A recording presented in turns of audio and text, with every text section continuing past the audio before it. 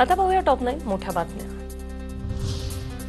सोलापूरमध्ये संभाजी ब्रिगेडचे प्रदेशाध्यक्ष प्रवीण गायकवाड यांना काळं फासलं। शिवधर्म फाउंडेशन आणि शिवभक्तांनी काळं फासले। प्रवीण गायकवाडांकडून संघटनेच्या नावात छत्रपती संभाजीराजेंचा एकेरी उल्लेख केल्याने शिवधर्म फाउंडेशन आक्रमक। प्रवीण गायकवाडांवर हल्ला करणाऱ्या आरोपी दीपक काटेला सोलापूर पोलीस अधीक्षकांसमोर हजर केलं जाणार, सूत्रांची माहिती। तर दीपक काटेवर लावलेली कलम जामीनपात्र असल्याची सूत्रांची माहिती। माझ्यावरील हल्ला ठरवून केलेलं षडयंत्र, मला जीवे मारण्याचा प्रयत्न झाला, ही शेवटाची सुरुवात आहे। संभाजी ब्रिगेड कसं उत्तर देतं सर्वांनाच माहिती, प्रवीण गायकवाडांचा इशारा।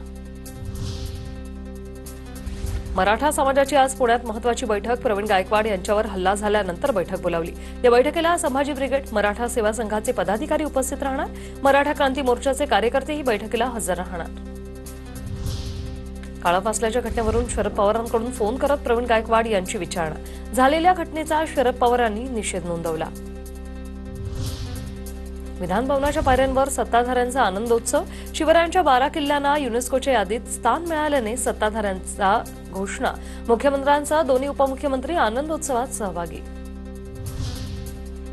आडवाईल त्याला उचला, हिंजवडीमधील समस्यांवरून अजित पवारांचे पीएमआरडीए आणि संबंधित प्रशासनाला निर्देश। हिंजवडी पाहणी दौऱ्यावेळी समस्या तातडीने सोडवण्याचे निर्देश।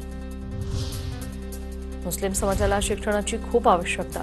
मशिदीमध्ये जायचंय त्यांनी जावं, 100 वेळा नमाज पढावं, मात्र इंग्लिश, गणित, विज्ञान आलं नाही तर कसं करणार? विदर्भ मुस्लिम फोरम आणि अल इब्राहिम एज्युकेशन सोसायटीच्या कार्यक्रमात गडकरींचं वक्तव्य। भारताची स्टार बॅडमिंटनपटू सायना नेहवाल आणि पारुपल्ली कश्यप यांचा घटस्फोट। लग्नाच्या 7 वर्षांनंतर सायना नेहवालचा घटस्फोट। वैयक्तिक कारणांमुळे घटस्फोट घेण्याचा निर्णय।